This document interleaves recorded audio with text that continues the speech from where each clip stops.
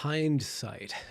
It's when you check out the glutes of passerbys and also review what happened. And they usually say it's 2020. So we are now in that portion, that brief portion, very short time span where we look back on what has happened. I wanted to do something kind of off the cuff and informal, just go through my YouTube product. I have invited one filmmaker on, but it was totally last minute, and he's Australian. He's probably got better things to do, even though I believe he's in total lockdown right now. So I'll just chat with you guys if anybody shows up. I don't even know if this is, it says it's broadcasting. Oh, there we go. Julie, right there. How do you do it? Like some sort of garden variety gardener of my snaky chat stream. All hail Julie. She's here. Joss Amations. Hello, Thomas Lacroix. What flavor Lacroix are you, Thomas? I'm going to go over to my videos and scroll through to, I think, wherever we started.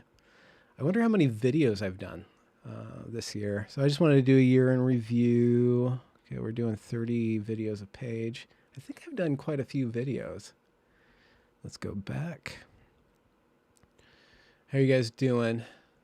Go and let me know. I'll try to check the chat and simultaneously do something interesting to those who are listening in the future. Because that's 60 and that's 90. I'm just going through my YouTube product for 2020. That's 120. 120 plus 20 is 140. Wow. This boy's prolific. 160, 190.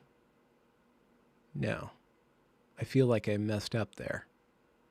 160 plus 30 would be 190. That doesn't seem right because 19 isn't divided by 3. I think I did something wrong. So we're at 180, right? So 180 plus 30 would be 210. Nope. Okay, there we go. We did 207 videos this year.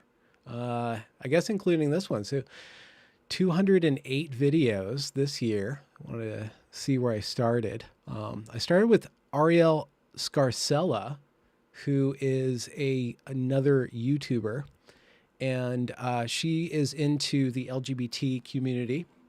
But before we dive into that, do you guys have something to drink? I have a Bodhisattva India Pale Ale. It's by Georgetown Brewing. It's pretty, very thick, very flavor rich. It's got a hoppiness to it, not too bitter, but it's got that nice sourness to it. I know. Julie says that I should do a mashup, but I'm just too freaking lazy.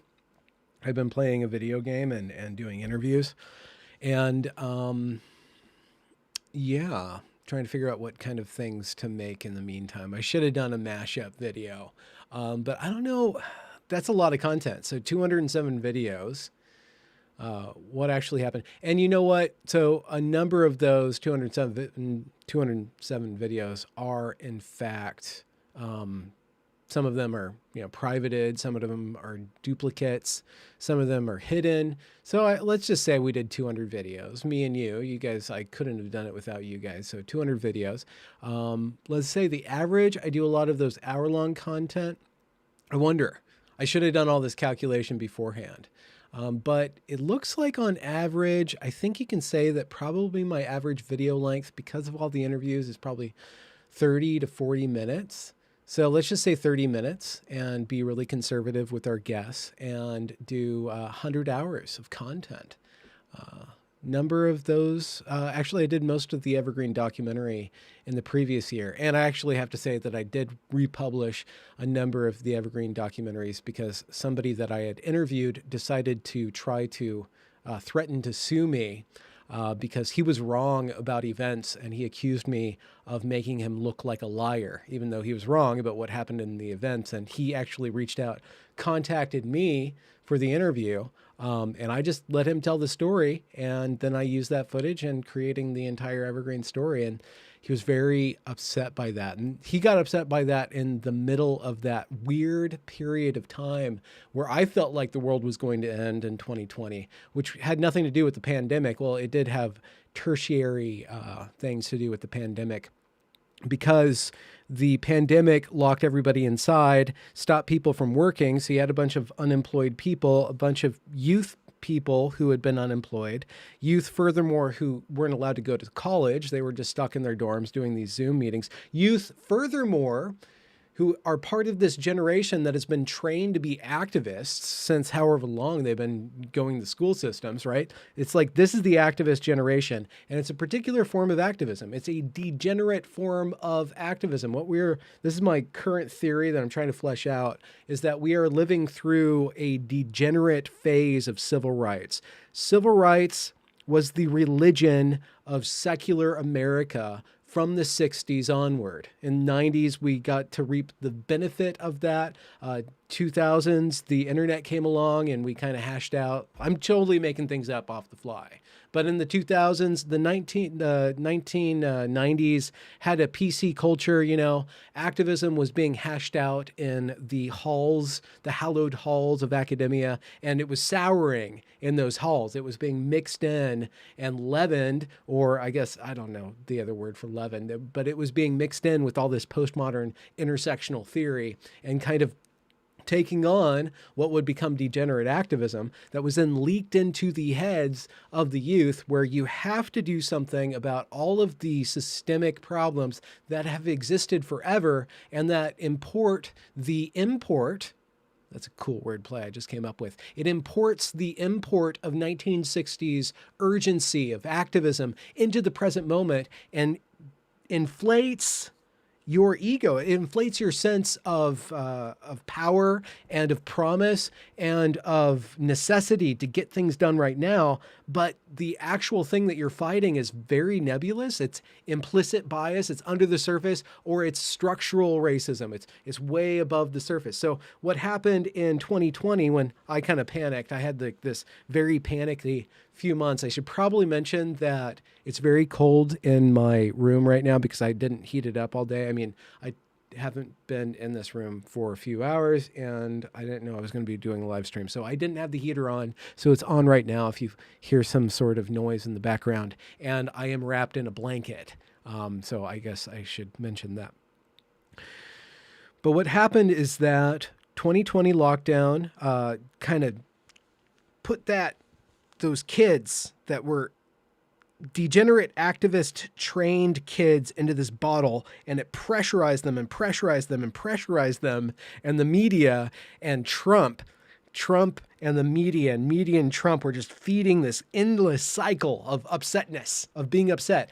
I was very naive when the lockdown first happened. I was like, you know what? This is going to be a time for us to kind of go inward and self-reflect and see how cancel culture, or like woke culture, is really ridiculous. You'll have an influx of people that don't have a lot of things to do. They'll go on Twitter and they'll see how crazy things have been on this internet land. And they'll say, oh my God, like, what are you guys actually talking about? And then like, we will become reasonable.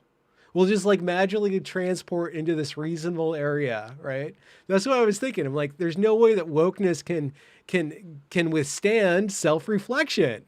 Like, there's no way that wokeness can withstand self-reflection. I should, somebody in the audio or in the chat tell me if my audio is okay. It looks like I'm tearing, but I'm usually a little quiet.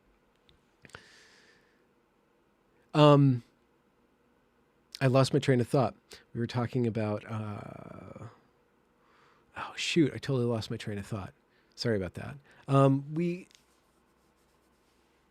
They had the, okay, so the kids got the woke culture. Yeah, we're going to get over it. We're going to get through it. We'll be fine, and then like people are worried about the pandemic. Oh no, pandemic, and like the economy is going to crash and stuff. We still probably haven't reckoned with that. I don't know. We'll see what happens. But then that George Floyd video and a few days before the George Floyd video, there was a prep for it. There was a run up for it. There's this Karen in the park right? This Karen in the New York City park threatened to, or actually called the police on a bird watching black man. And she was totally out of line, right? But then the internet got a hold of that and they started to do that internet churn where everybody's like surrogately offended by this thing. And then everybody's got to like call out the white people and like call out the Karens, you know? And then the George Floyd thing happened.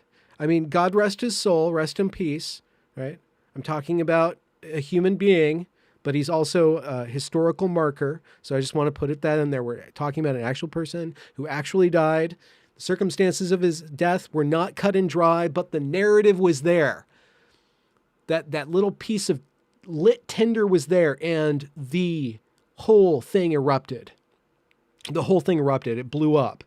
I'm like, this can't be happening. This can't be happening. And then I'm like, I'm watching these protests. I'm watching people bow to other people based on race. I'm watching white people pray for black people. I'm watching all of this evergreen stuff.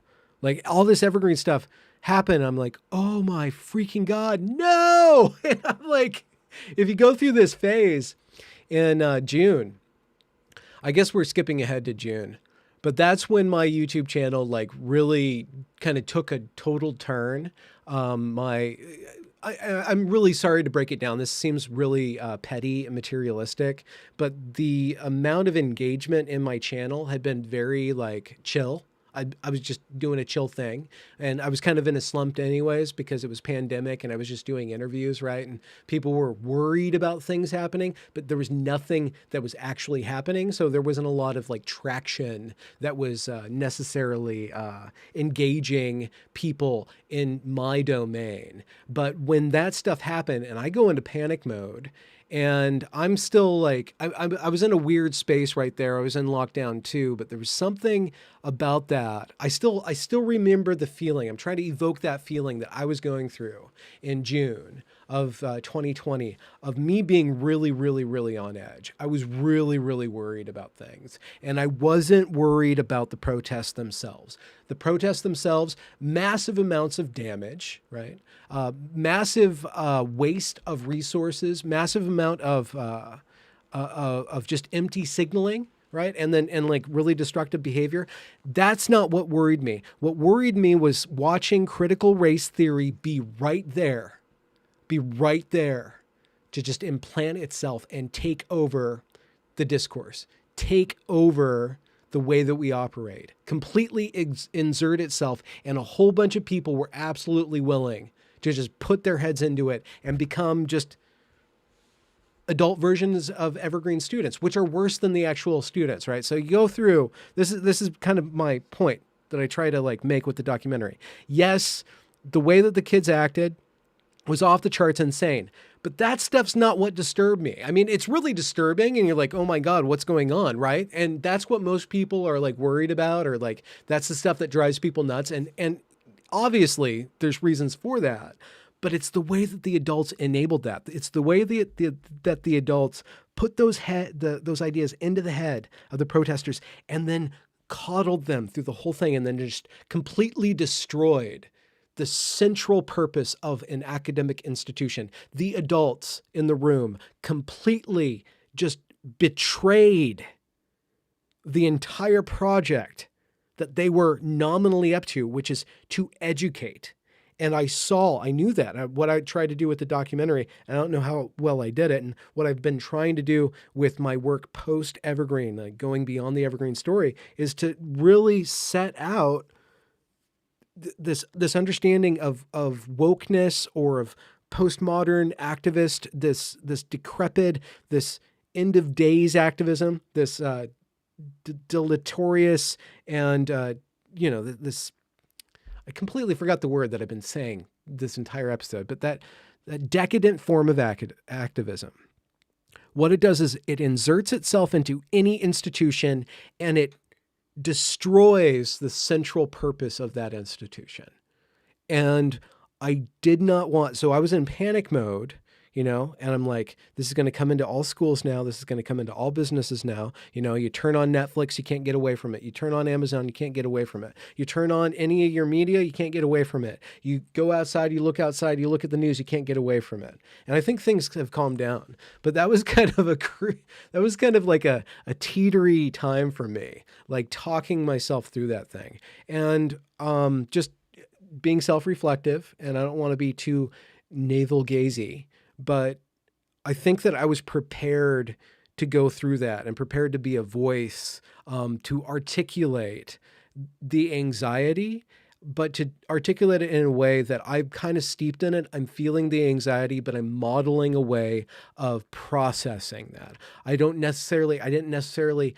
necessarily a person who has answers, who provides answers. I try not to be. And that's kind of part of what I call my postmodernism. I hesitate before having certainty. I don't put certainty out there. I try not to, or give as much uncertainty as possible. Give space for uncertainty. But modeling the process of taking these images and taking these Zoom meetings and taking all these manifestations of decrepit, decadent activism and just going through step by step and submitting myself to that white privilege workshop in my head, right? Submitting myself to just how crazy messed up it is that people are bowing to other people based on race, right? And going through the whole thing was a really interesting project. And I kind of got burned out on that, to tell you the truth. That's kind of my parameters as a creator, is that I have a couple topics, I have a few topics,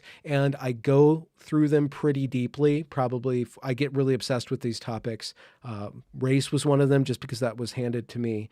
Gender is the other one. I go through it really deeply. I'm full bore in it. I get completely burned out, right? And then I go through this weird window where I don't really exist, where I'm like, I don't know what I'm thinking. I don't care about anything. I can't produce anything. I'm just going to interview people, like I'm just in this weird kind of purgatory of creativity.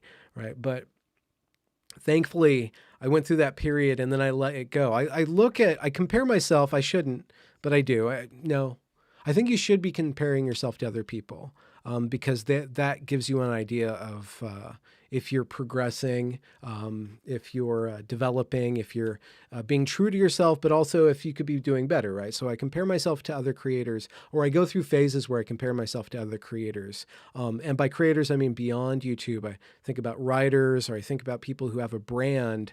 And what I see a lot of is somebody finds their niche, and they just do that thing over and over and over again. They really refine their talking points. And they say, this is the thing that I'm talking about. This is the thing I'm talking about. This is my position. And then they get a bunch of people on their team that like that position. It basically degrades them into kind of just preaching to the choir. And that works if it's constellated in this kind of, marketplace of ideas where they're competing against other ideas. And people who do that and really refine that, they get really well rewarded. They're like, they're on another tier than me. I don't go to that tier. I'm still trying to figure out, well, how do I remain just a processor? How do I remain informal, but really make good, clean product? And so I'm trying to iteratively get better, do better intros to my interviews, be more articulate, really pay attention to what I'm doing, be a little bit more planny, but I really resist being planny. So this year was actually very productive for me. 200 videos, but I think that's pretty standard. I've always been like a very high output, but this particular year, I experienced a lot of growth just in my personal, my product, my brand, right? Like I went through the manifestation of all this stuff that I'd been studying through the evergreen lens came to fruition on a national level. I put myself out there. I think I provided a lot of useful stuff for other people I'm pretty sure that I did, which is good. But I also think that I kind of matured and kind of proved myself. I went to another level. And that we're talking about just like kind of the summer time, which is kind of far enough to actually kind of process and think about. I'm thinking right now, well, where are we with the race debate? Where are we with intersectionality, critical race theory, all that stuff? And I don't like getting into that all the time. I really need breaks from it. And part of that is because of my identity. Part of it is because I'm not a black person, right? I'm not a black man. I'm not a black woman. I'm not a black person. I'm a white man, right? So to be constantly invested into that story, I need to, most of my work, a good portion, probably, I say probably reasonably speaking, 60% of my work in that area should be interviewing people who are in that group, or who are experiencing that, or who have who exist in another racial spectrum from me. I think that most of the work that I do in that area, in all my areas, should be through dialogue. I think dialogue is the main way to really achieve my goal with what I'm trying to do,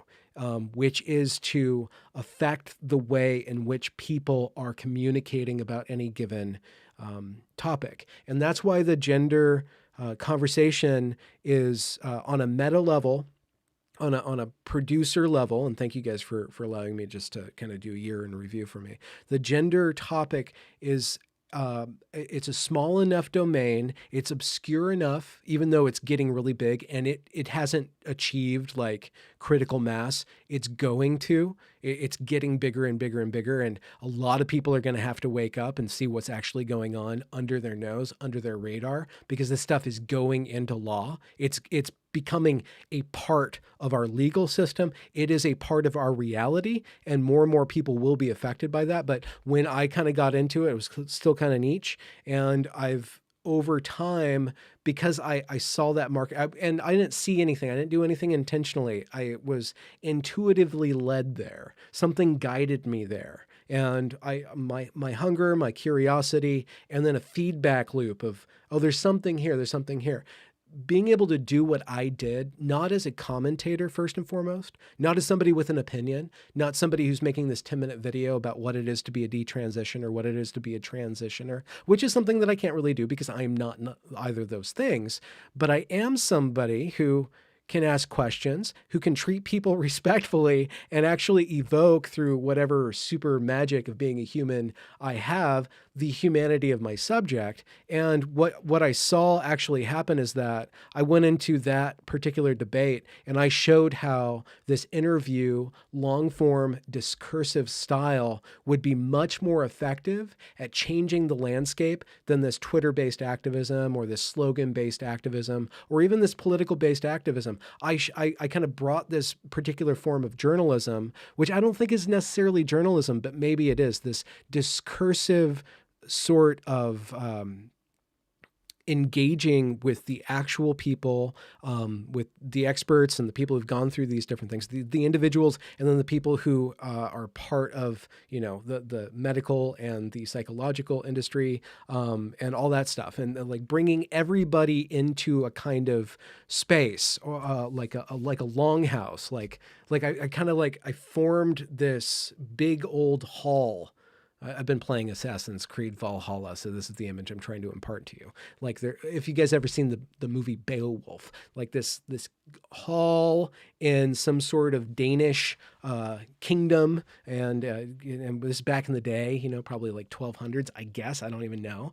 But there's fires, and there's mead, and there's meat, and there's people at benches, and they're talking, and I was able, because the conversation was small enough and it hadn't been invaded or colonized by much other than activist ways of dealing with the problem. And then the psychological or the medical situation with transgenderism and all the different forms of gender issues was sequestered into articles and to in this professional realm. And that's a particular form of discursive thought, right? And this gets to my other reason why I'm a postmodernism.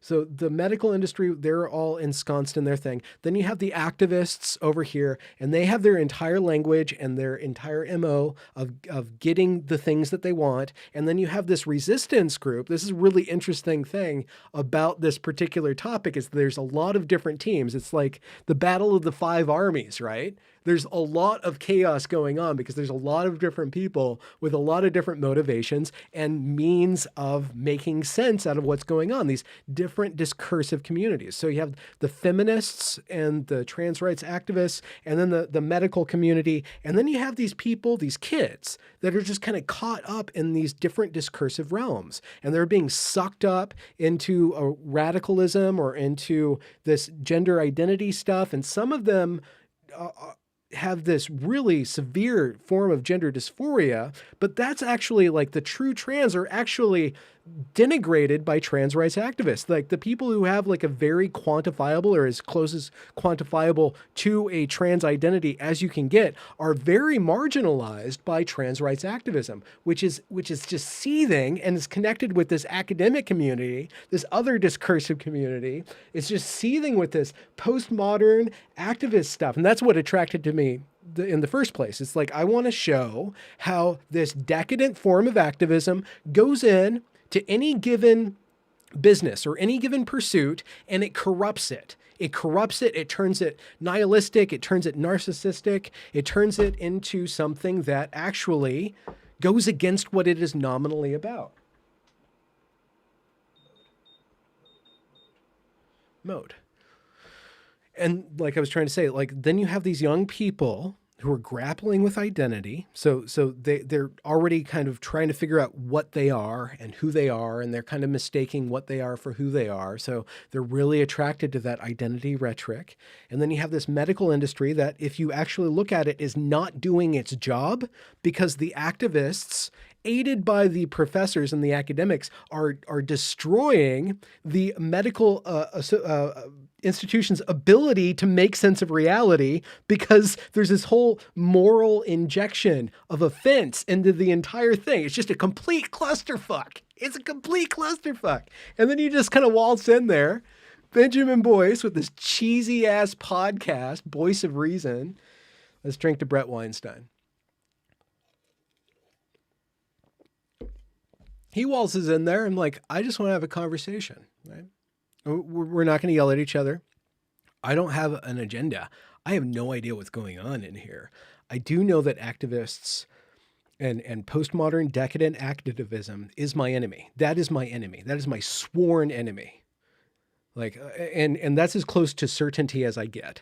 It's like, and that's why I say I am a postmodernist. I identify with that, which is the most insidious thing for me. I identify with that more than anything. And I have to, but also because a lot of that informs me on these different levels. You can argue that I'm not a postmodernist because I do believe in objective reality, but I also believe that discursive communities and notions of power do impact our relationship to reality. So I think that it's not smart for me to disassociate myself from my true enemy, which is an ideology. I have to breathe that. I have to be that. I have to embrace it and find the good in there, find the beauty in there, find everything that it destroys, right? And in order for me to pervert the perverse, ultimately. So that's the only thing that I came in with into the gender conversations. Like, I want to deplatform that voice, not any given person, but that way of deplatforming. I want to cancel culture. So I will do it in the proper way. I will not give that footing here. There's no reason for us to judge each other or dehumanize each other. Unless you're acting dehumanizing, or if you're going around dehumanizing people, I will mock that. I will mock your behavior.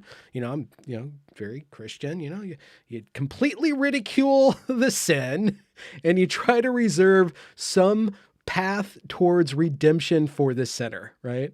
So you focus on the sin, right? You focus on the ideology. The people caught into it are caught into it for a variety of reasons. And if they are really into that, there's no way that you can change them. But you can go through and show how there's other ways of dealing with this topic.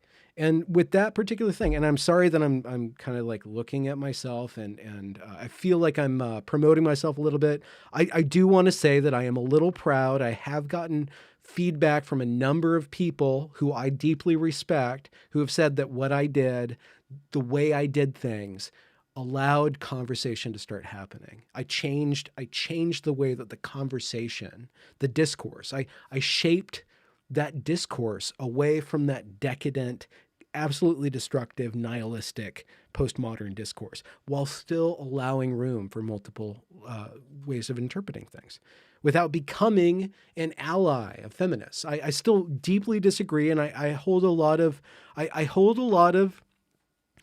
questions about feminism's responsibility for gender ideology. I mean, I see that a lot of feminism, a lot of strains of feminism, certain strains of feminism led directly to gender ideology, which is now coming back round and causing feminists to really buckle down and figure out what they stand for. And I think, again, some form of decadent activism infected feminism as a community, fractured it into all these different tribes, and then created this kind of seething mass of distilled, very critical, very alienating rhetoric that kind of took center stage. And you could probably say that part of that was outside forces, conservative forces. Rush Limbaugh comes to mind, just constantly harping on the negative aspects, the feminazis, and bringing those people to light, right? So I'm not saying that feminism or any given feminist is necessarily responsible for everything, but I think that there's a really rich story to tell about the different forms of feminism and how certain forms of it definitely, gender is a social construct.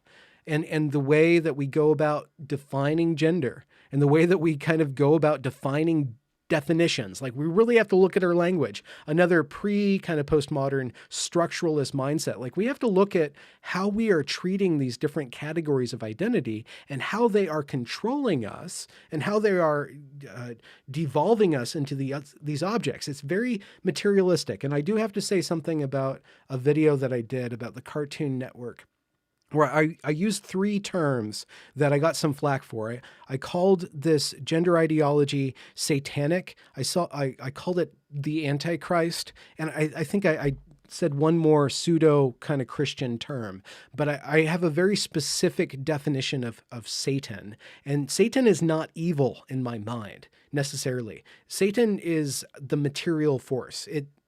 One strain of etymology makes it Satan kind of come from the same root for shit, right? It's the very lowest part of the world. And you can't escape all these different objects. You can't escape materialism. The duty of the human being is to understand that that goes in a certain place, right? Like in order to live a good life, you have to have your feet planted in the ground. You have to have a very reasonable relationship with the material world, with Satan, right? Satan, it's not a moral, necessarily a moral kind of thing that I'm putting on Satan itself, what I conceive of as Satan. But the reason that I think of gender ideology and identity politic in its decadent form as satanic is because it turns us into what? It turns us into the lowest parts of us. It really degrades us into these shopping bags and these little containers. And then we start to organize the entire world and all of our relationships around this very base, very shitty form of engaging with other people. And I think that the human being needs to stand above that. And there's some aspect of the gender ideology, which I think it goes beyond gender ideology. It has to do with identity politics. And the reason that identity politics are clung to is because there's this other kind of very kind of satanic, very destructive, very corrosive. And I want to say, I'm sorry, Satanists. I don't know what you mean by Satan. So we have a different definition of what we're talking about. So please allow me to have my definition of God and Satan if you really want to understand what I'm saying. But there's something about postmodern that very radical, deconstructive, chaotic, acidic form of understanding the world that really just tears everything apart into just a flux, just this hummus.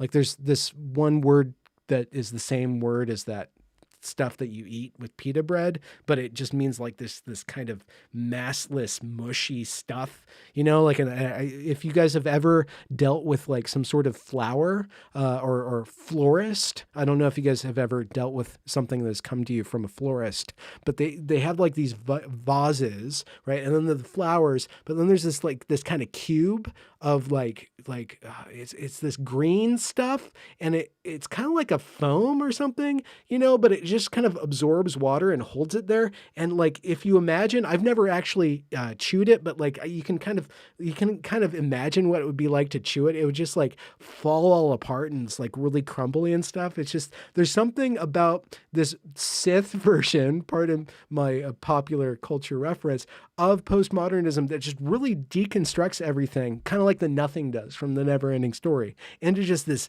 massless flux. And so what you have is this degradation of human experience, of your experience, into this anything can be anything, which does have a very powerful positive charge of infinite potential. But you need to put that potential into some sort of form in order to engage with it productively. And identity politic comes in to that kind of very chaotic mindset of everything's breaking apart. And he's like, no, I can cling to my identity. I can cling to what I am. And I can understand everything as all these networks of identity that are in relationship, in these power relationships. They're kind of in flux, but there's these general patterns of privilege and oppression that are going on. And what we do when we are in a state of not having a connection with some higher mode of consciousness or higher mode of engaging with all this stuff, if you are not able to overstand that level of understanding, then what you end up doing is creating these pillars and these idols out of identity. And you say, these things are bigger than me. This identity of whiteness is bigger than me. And so I will worship it and I will dance around it. Or this process of activism, of degrading everything into these big effigies of power and oppression. I can make sense of the world. I can make a higher sense of the world by lifting everything up that's usually lower than you into this relationship of they're your gods now. And that's how you end up from a lower level, kind of cheating, getting to a higher understanding of things, is by lifting up everything around you above you. And you say that all this material stuff is greater than me. It's what I worship. It is what I am. And you think that you're in a higher state of being when really all that stuff should be below you, and just stuff that you arrange in order to make sense, like some rudimentary sense out of the world. Like, I am a man, I am a woman, maybe race matters. I really hope that eventually we can get over our race obsession. I don't think that that's so important, but it's less important to me. I understand that. There's some wiggle room there, but I think it's very easy to make an idol of that. And I don't see how useful race is anymore. That's my problem with race. How useful is that for doing anything that I want to do in life, which is basically to make women laugh and make men cry? Right. So I guess I could use race to do that, but I don't see it necessarily conductive to that. It's got all this baggage to it. So I still resist making race that important of an identity, but I hope you guys get my point about reducing ourselves into these categories, lifting the categories above us, and then in this really weird way, thinking that we're above reality when what we've done is put reality above us. I don't think that, I'm not going to claim that I necessarily made sense there. Like, I think that there was a lot of imagery, and I hope that I did. This is Benjamin Boyce, and welcome to a year-end review. What are we going to drink to now? Let's drink to Bodhi. Bodhi's my beige cat. Some people call him Tofu. I think there's only one person that calls him Tofu. Ty Sparks, actually, Ty Sparks says something interesting. I think this is probably obvious to you by now. I can hold my tongue. Ty Spark says, I'd love to have a convo with Benjamin, but I'm not sure I'd ever get a word in. I think I've proved by now that I can hold my tongue. I mean, seriously, 75% of my content just by time is me listening to other people. But in this mode, when I'm completely alone and completely controlled environment, yeah, I can run my tongue, but I only run my tongue when I drink, and I only drink alone. And so when I am by myself, that's when I wag my tongue.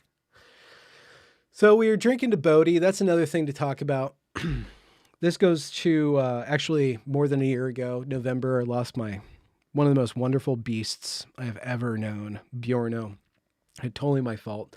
I tried to move him over to this house, and he snuck out, and he ran. And he disappeared, and that was totally my fault. So hopefully somebody out there who wants to judge me about that can just shut the fuck up, because I already feel bad enough about it. But I lost him, and we looked and we searched and we couldn't find him. We went through this period of mourning. Actually, that kind of affects my content, but that's actually in 2019. Like, I was really upset for a while. Like, I had a hard time. I really, that little cat, that guy was really cool. Anyways, so we waited a sufficient amount of time, and then I kept on saying, we need another cat. We need another cat. One, because I kind of want more cat footage, and Bijou's cool, but she's not that exciting, you know? She's really kind of mellow, you know? She's kind of like a pillow. And she basically just sits there. Every once in a while she'll run around, you know, so I'll get some footage. So I kind of need stuff for the channel. I need another kitten for the channel. And plus I want another animal around. We usually have always had 2 animals in the house for a long time. So it's like there's this space open for this cat, and I kept on putting it out into the universe. I want a cat, I want a cat, I want a cat. And then I finally did something about it. I went on Facebook, and I found somebody in Tumwater, which is related geographically to Olympia. And I went over and I got this little kitten. Actually, she handed me a kitten, and she's like, oh, that's not the right kitten. She handed me this other kitten. And he purred and he purred and he purred and he purred. And Bodhi purred like continuously for like a week and a half or 2 weeks. No, it was for a long time. It was just purring all the time. He's like since slowed down his purring. You know, we weighed him a couple weeks ago, and he was 7 pounds and like 5 ounces. But I think he's gained another pound in the last couple weeks, because he's getting really solid. And he's in his adolescent phase, and we're doing a year-end review. Bodhi was a big part of my year, which is my blonde kitty cat. And I only just to let you guys know, I very ever rarely put a cat video at the end of my interviews. I don't think that it's suitable to the content to have a cat footage at the end of the interview. Plus, I save the cat videos for the shorter videos, you know, because the shorter videos, and this is again is another kind of business segue of the conversation. The shorter videos are what get the attention for this channel. So if you put the cat video there, that's where they do the most impact. Right. If you can get somebody to the end of that first video, they'll like, I want to see more cats. And, you know, so yeah, maybe you're new to the channel, and that's why the only reason that you watched an hour and 5-minute video of me interviewing somebody, that you had no idea what they're even talking about and why he's talking about this stuff, or who, what, when, where, and why. You just want to see the cat footage. So maybe it's a little smarmy because you expected the cat at the end, but the cat's not the end of the interview. Just like the only commercial that I have on my show, which is a plug for, looking at more of my videos. And if you really do want to support the channel, you can support the channel. Like at the end of my video, I have my little advertisement. I'm going to read this super chat. Matthew Sobke. Came late, but 2020 to me is AG's Howl, Allen Ginsberg's Howl. Just with updated references. I saw the best minds of my generation destroyed by madness. Matthew, could you let us know what your generation is? Just so we know which generation you're talking about, because I think the boomers went insane, and I think Gen X. I think we are like this narrow bridge, and our job is to be not necessarily sane, but to provide enough levity to the conversation that people post this decadent activist generation that are kind of in this weird mirroring and revitalizing and revigorating and renaissance, but in a negative sense, a satanic renaissance. And by satanic, I mean an inversion, like Satan goes on the bottom. Satan isn't evil. You need a floor. The earth isn't evil. But it's still low, right? Like even if your floor is made out of marble, it's something that you stand on. It's something that goes under you, right? So I think that there's a lot of good, high quality stuff in decadent activism, absolutely for certain. But it has a tendency to cause people to act in ways that are subhuman. So anyways, this weird kind of generational shift where the boomers are the ones that are reinvigorated by all this white fragility stuff. And you know what? I'm sure a lot of Gen Xs are too, but I just disassociate myself from them and kind of kick them out of the cool club because I can do that. I mean, the only true, authentic Gen Xer is that one which sends a wry smile to all forms of political correctness and authoritarianism, because we're kind of above that. We're actually above everything. We don't care. We just want to get emotional with our flannel and, pad our children's playgrounds while complaining about how we had it so good without helmets on when we were kids. I wonder why the yellow is being erased from my shirt. Matthew, what's your generation that got, Gen X. Oh, okay. So we're at cross purposes here. You said that you saw the greatest minds of your generation destroyed by madness. I think that I'm no, I'm not going to claim myself a great mind or anything, but I've used madness towards my greatness to a certain degree. But Matthew Sobke says, in response to my question, Gen X, still the best gen. No disrespect to Tom Wolfe. Let's drink to Tom Wolfe. Okay, we talked about Bodhi. Oh, I just want to say he's in the adolescent phase. And there's really good moments, and there's cuddly moments, and there's fun moments, but he gets in this state where he's just running around like a freaking tornado and just throwing plants to the ground. He's just going around and destroying things. And you're like, dude, you need to calm down, man. You can't just leap from the window onto my computer and then through my coffee mug and just keep on going. You can't do that, So I've lost my temper with him a couple times where I scream the F word. I don't scream. I'm not a screamer. I say that, but I yell the F word. And then sometimes I'll whack him on the butt. Like, no, but not like, I shouldn't say that out loud. You're not supposed to use physical force to discipline things, but he uses his physical force, and I know the right amount of just like kind of like whack. No, don't do that. You have to like wake him out of this like total state. But I've trained him where he has a very small radius where he goes outside, and it's just the path around the house. So like I just open the door, he zips outside, and then he just goes watches a bird, and then he kind of sleeps on the porch for a bit, and then he'll come back in and it'll be a little chill. So that's the state of Bodhi right now. Is it okay? I guess I'm gonna have to edit that out. I'm gonna get canceled for using physical force to discipline an absolutely insane physical creature. Very like just a sharp. It's not something that causes permanent damage. It's just like you wake him up, you snap him out of it, and it's right on the haunches, anyways. Right on those haunches. I don't know. Again, Gen X. What did we do? We disbanded corporal punishment when we benefited from it, and then we made it illegal. So now we have a bunch of protesting activists with these loser academics putting the worst possible ideas in their mind. All right. What's next? Oh, another super chat. Jacob Hacker. Let's cozy on up to the ASMR machine.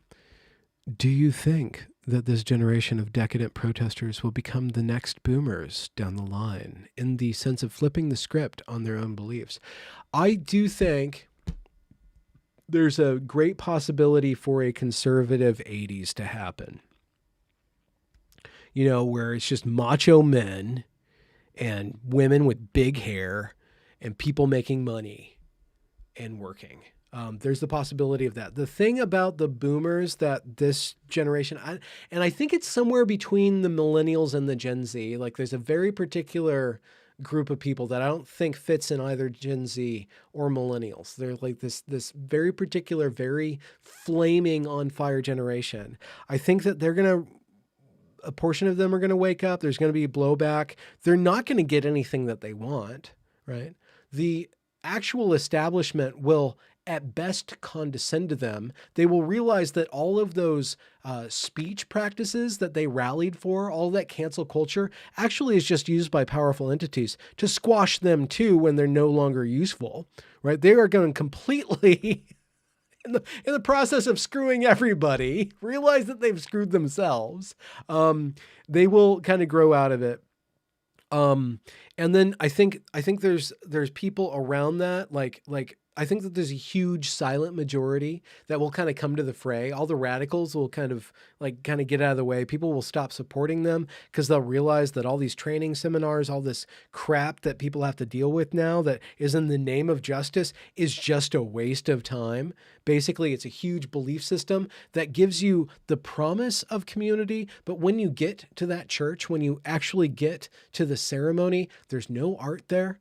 The priests actually don't care about you, are not working to love people as themselves. The people at the core of this movement actually will not give you wisdom. This is all bluster and power, and ultimately it will not provide what it's promising, which is community love, right? When you get to the center of it, there's the community was just there to get something done for a very few people who don't love anybody but themselves, right? So that particular contingent that we're talking about, this young group of people, and probably people all throughout all these different tiers. The older people won't have to pay the price for this, but the younger people who are really putting themselves out there because they don't think they have much to lose will, have to pay the consequences of being ridiculed and stuff. And then that generation will kind of shake that off, and they'll kind of show themselves to be probably pretty industrious. But I did want to say that the boomers benefited from a certain economy that the millennials are not benefiting from.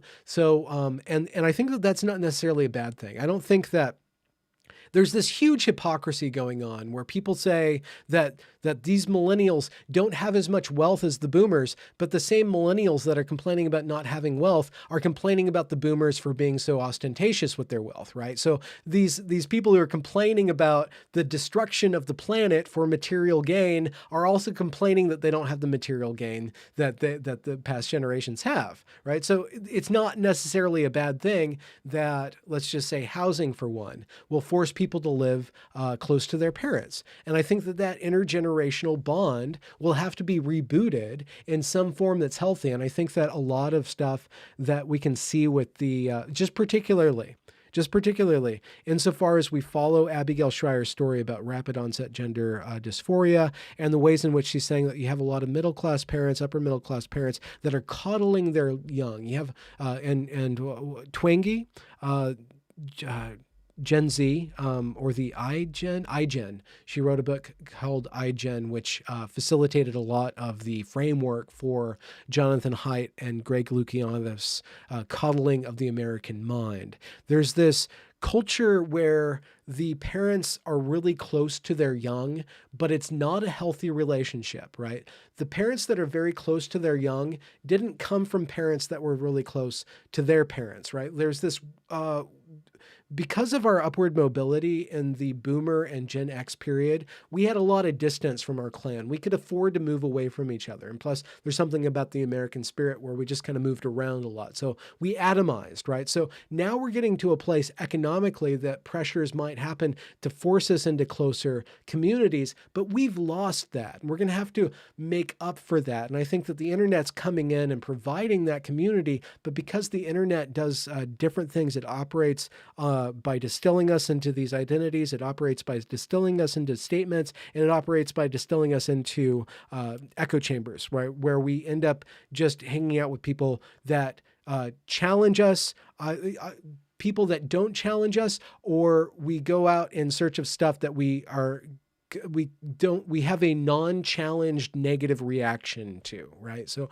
the internet causes us to look for that which is cringe and that which is comfort food, right? We look for people that we agree with, and then we look for people that we disagree with, but we don't model behavior that's actually challenging that you have to go through when you're living with somebody full time. So the internet's there. We need to grow up with regards to the internet. I think that the economic pressures might force people to live closer to their parents, and we will have to kind of reboot some sort of traditions, some sort of understanding of living in a multi-generational household, or at least kind of sharing the load of childbearing across generations and stuff. I think that that's an opportunity. I think that there's a lot of opportunity to be looked at that will help to quash, to get back to the original thing that launched me on this particular segue, that decadent activism is decadent because it's not fighting for anything real. It's done on loans. It's done by people who are basically comfortable, who've never had to actually face adversity. A lot of people in decadent activism are seeking adversity because they lack it in their own lives, and they think that adversity is what gives you meaning. And I'm not going to necessarily say that you need adversity to have meaning per se, but you do need some sort of resistance in order to form character. And that's something that they lack, and so they go out and seek it through these mobs roaming the streets or these mobs roaming social media. And of course, I'm very aware in this moment that I'm making a cartoon. I am making a straw man of this general movement that I'm critiquing. But I think that they are seeking meaning through being woke. I think people are seeking meaning through these activism, decadent activism, this reboot, but this necrophilic reboot of civil rights. You know, it's really encapsulated in that one moment in the Evergreen footage which is before the protest, where the students go in and they protest this building that's being dedicated to this black man who worked for the college for 20 years, who was the previous president. And R. and Lawrence, the two most decadent of all the activists in the entire Evergreen crew, they kind of take over the event, and Les Perce, who's the black president, kind of takes control. He does what George Bridges never did, and he leads, right? He tries to lead, and he's leading these obstinate, completely puerile, and borderline insane individuals, trying to reason with them. And he says something about Martin Luther King said that the moral arc of the universe bends towards justice, and R pipes up and says, well, Martin Luther King is dead, right? And I think that that was not just saying that Martin Luther King is dead. I think that there's another way of saying that their entire movement was a zombie. It was a dead civil rights movement. It was a walking dead, searching for brains, screaming, crying, just like walking through, chanting, like completely disconnected from any sort of higher brain function, and eating every higher brain in its path, right? The statement, the symbolic meaning of Martin Luther King is dead that the Evergreen protester said prefigured the decadent civil rights, like kind of reboot, this Frankensteinian dead body, like just electrified with panic and fear and narcissism and self-importance, right? Like this movement that was in the name of justice was formed out of like these sodden, decrepit, dead limbs, right? And these bones of identity like clacking in the windows and stuff. I don't know where I was going with that or how I got there. This is Benjamin Boyce. Welcome to the end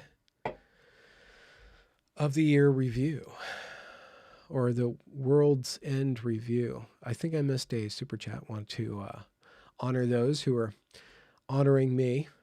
Big hair. Okay. Matthew Sobke, big hair only works if the gals also wear the matching shoulder pads.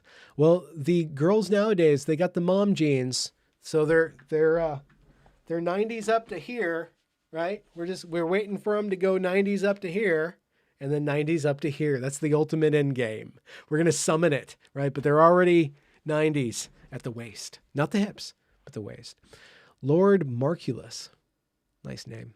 Nice picture. Is there a particular color of Voice of Reason mug that I recommend? I have a maroon one. I should put a blue one. I think there's a green one.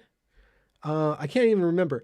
I enjoy the black one. I think the white one's probably the best because it doesn't have this line. I think, unfortunately, I don't want to criticize my own product, but I'm going through YouTube approved means, and this is all they give me. So it's really personal preference. So you can see this maroon. It's actually pretty accurate what you're seeing on the screen. There's a little bit more color. This is a little desaturated, what you're seeing here. I have a black one too and a white one. I think white is the classic color, but it's really up for you and your personal preference. So yeah, fancy mug should be at this under this video once it's uploaded and done, but you can also find it under my other videos if you guys want to get a little bit of merch. I should make a t-shirt, but I'm waiting for the right sentence, or I just should hire somebody to make a cool picture that is in line with my so-called branding. Weird world. But again, my relationship with branding shouldn't be the way that it is. I think it's beneath me, but I really should just kind of grow up and say, it's a part of living in a material world. Yes, it's manipulative. Yes, it is satanic. But as long as I'm controlling it, it's not controlling me. It's actually a very useful way of giving people what they want in order for me to create more things that they want, right? Mom jeans ain't got nothing on Guess jeans. Matthew Sobke writes. All right. Oh no. Thomas LaCroix calls me out with my white superiority with regards to the mug, not my skin color. Talking about mugs, guys. Take me out of context. I saw somebody that I knew did this video about how we need to reboot cancel culture. He's actually this person that I know. I know him. Well, I actually don't know him personally, but we are kind of associated, right? And he actually has a lot of political power. He's connected to Hollywood. I think he won an Academy Award, and he's really big on Facebook. And Instagram, hundreds of thousands of views for every video or something like that. But he's really not big on YouTube or on Twitter. So we don't really overlap in our echo chambers, but he puts out these videos. They're very leftist. They're very post-Bernie. He did this video. I watched it today, and it was about rebooting cancel culture. And it was really terrible to me when I first read it because it felt like he was blaming half of the country for COVID. And he was saying that, our country is a failed state. Our nation has not dealt with this proactively. We haven't had a national centralized way of dealing with this virus. And basically all these rich people have just kind of taken over and really maximized and taken advantage of us. And basically we need to steal everything from the rich people and then force our government to enforce these laws that will save us from ultimate doom. And it really sounded, on my first watch, I'm like, he's basically blaming everybody. He's blaming half of the country for not following what he wants to do, and he wants to start a war. He's calling for a civil war, and it just made me feel really bad. Like he had torn us all into this particular way of viewing that there's the good guys and there's the bad guys, and we know what the bad guys are. They're not following orders, and they're taking all our money. And then they have all these constituents that are a bunch of like loser, ignorant people that are allowing these powerful people to control us. And I'm not necessarily going to say that that's not true. Like there's probably a lot of grain of truth in that, but the attitude of condescension towards half of the country, just like it really startled me that people are coming out of the Trump era the people who got their infamy or got their fame, got their cred, kind of criticizing Trump and criticizing the Republicans and criticizing the right, are going to come out with this Biden administration and seek vengeance, right? Just be absolutely vindictive and just go out there and just to call everybody deplorables and just tout over them and push these neoliberal Democrats who are kind of in the pockets of all those rich people to enforce all these draconian, not only just monetary policies by shutting down our economy, but these speech, like the degradation of speech, right? All these people rallying for the end of free speech because they didn't like Trump and they didn't like all these bigot white supremacists who took everything over, who they don't even talk to directly, so we don't know if they're actually white supremacists. But all these white supremacists and these rich folk took over. Just this, and I'm not accusing this person of thinking this way, but I felt that energy and I felt that, and it made me feel so awful and bad. And I went back and I'm like, Benjamin, you need to watch that video again. Why are you scared about that video? Why is that giving you a negative feeling? And I watched it again, and it was just a bunch of statements put together in a powerful way. Like it was pure rhetoric. The entire thing, if you actually go through and you analyze it line by line, it's not scary anymore. It's actually, it incites Facebook. It incites, what's it called? Engagement. It's designed in such a way, subconsciously or not, I think it was evolutionary, I think it was subconsciously, it's designed to get that engagement, to, galvanize that base. But beyond that, there, like all the different parts wouldn't work outside of getting attention on social media, right? It wouldn't translate into actually galvanizing an actual political base to start a war of some sort. It was just a bunch of blame assigned to all these categories that you're familiar with. Rich people are to blame. Idiot Republican voters are to blame. The Republicans are to blame. And then after we go through and cancel all those people, he actually says this, actually, after we go through and cancel all those people, then we're going to go after the Democrats. Like, okay, so you just like, this whole thing doesn't actually add up. So I watched it again. And I'm like, and this is what I do, why I do. It's like, okay, like we're going to face this huge crisis of racial reckoning, right? Okay, that really scares me. It really scares me that we're going to assign white people the label of evil. We're going to do that now. And we are going to bow to this other race and say that they are holy. And that's the attitude. That's the attitude I saw. And I can hear people saying, "Oh, he's an apologist for the far right," or he's mocking us. He's mocking the earnestness of us liberals. We were being very earnest about our bowing and our washing of feet of people. Okay, yeah, you're totally earnest. And I don't mean to take anything away from your sincerity, but there's something very religious about that needs to be critiqued. It's very scary because it's not based on rational. It's not based on rationality. It's based on some sort of religious understanding, and it's anti-liberal. It wants everybody to replicate your sincerity of belief, and it can't countenance any sort of criticism of it. And that's scary. That's really scary. But it's not actually. If you break it down line by line, so many things that scare us. That we kind of take together as some sort of crisis. And I'm really speaking to everybody here right now. And I'm really speaking to what we went through in 2020. All this stuff, the election, if you're upset about the election, if you're upset about Biden, it's going to be terrible. I really think it makes me feel awful watching him every time. It's like, there's something very wrong here. But if I put aside that emotional reaction to any given thing, if I put aside that emotional reaction and I break it down line by line and I reason my way through it and I see if it adds up, and I'm not the best thinker. This is not the voice of logic. I'm terrible at logic. I don't know so much that I need to know. I'm not a good thinker. I'm not top tier. Like we're surfing in G-list territory here, guys. I'm fine with that. Every once in a while, I pop up to E-list territory. Every once in a while, if I meet things at just the right level, I get up to an E-list celebrity status, and not celebrity, but quality status. We're doing some low-level work here, right? Everything that's great about this channel happens on accident, but but if we really honestly go through and just like line by line, look at the stuff that's disturbing us, look at the stuff that's pushing us to be reactive, and deny ourselves that reaction, deny ourselves that moment of disgust, right? Maybe revel in it a little bit. Maybe say, this is really cringy and I'm going to taste that. And tasting cringe is human, right?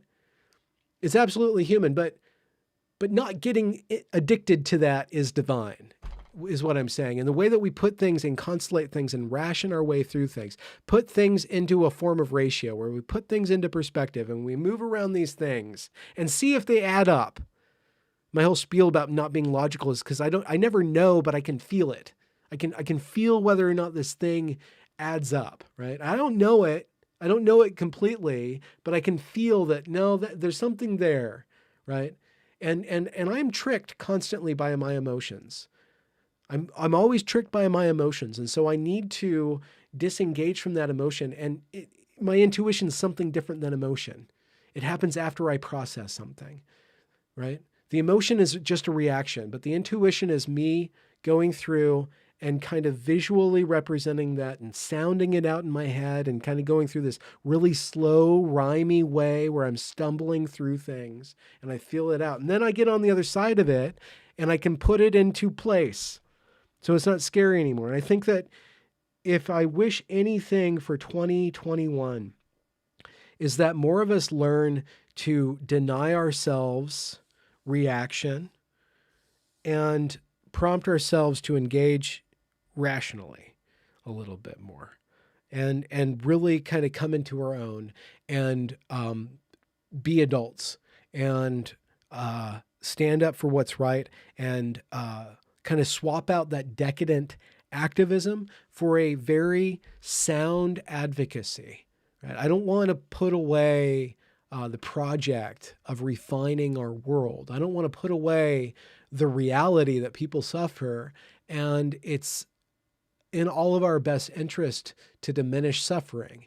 And you know, doing that, it's a good in itself too. But the activism that's been claiming the attention, that's been putting itself first and foremost, that's been producing all this cringe, that's been going overboard, that's been pushing all this draconian stuff, right? That won't be countered by another form of decadent activism. It has to be a sound advocacy. It has to be stuff that treats people as human beings and reaches out and knows how to compromise, knows how to play the long game, right?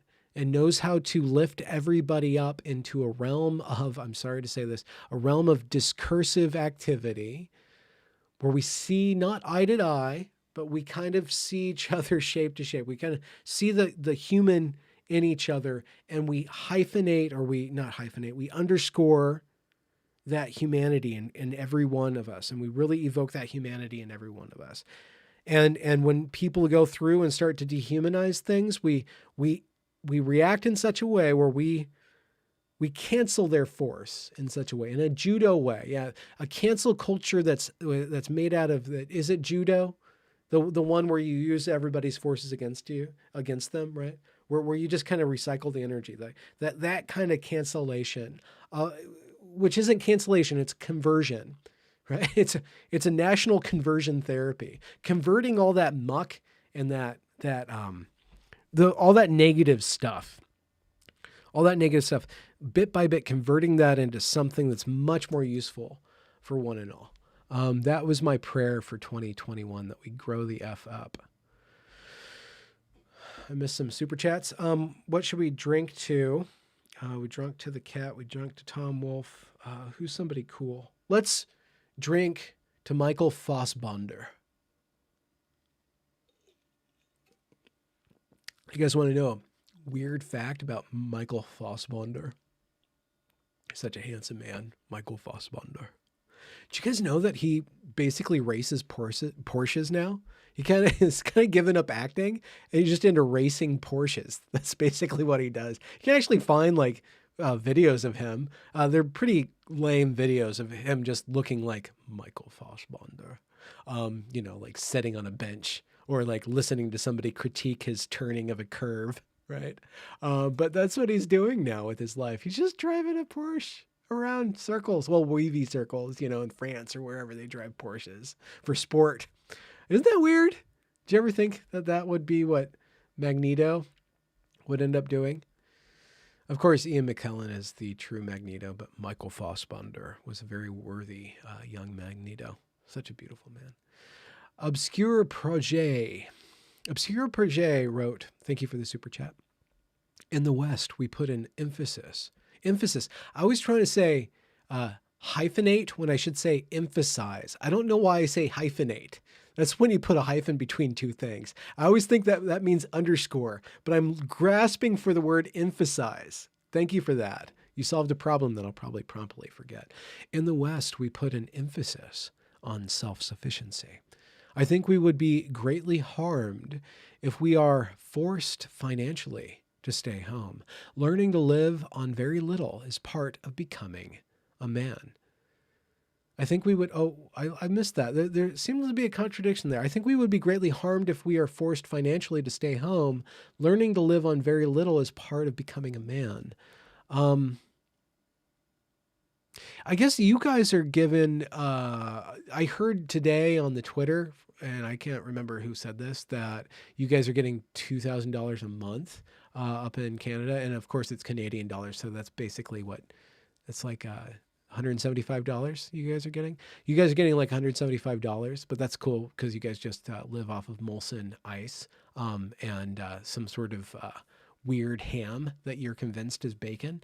So, I mean, you guys live cheap, but your government's giving you all this money every month so you can afford rent and Canadian Hamkin and Molson Ice. Oh, you guys have that top shelf Canadian Club that you guys have? That stuff's not that expensive. It comes in a plastic jar.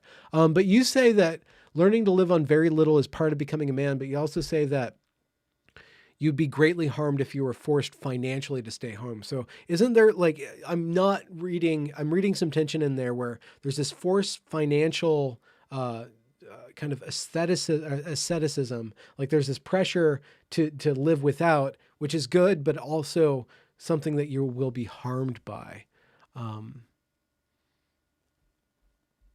But your basic point, if I'm reading it correctly, is that self-sufficiency is what makes us true. Super chat, point curation. Woke and tyranny alike cannot survive laughter. Isn't that the worst? Isn't that the truth? Isn't that the truth? Oh, I do self-deprecating humor, but I do think that I'm not a big name and I like it like that. But I'm A-list for AJ Gurman. And by me being F-list, I'm not saying that my audience is F-list. I actually have a better audience because I don't have that much attention, actually. Like, that's the weird thing. My audience is actually very high quality.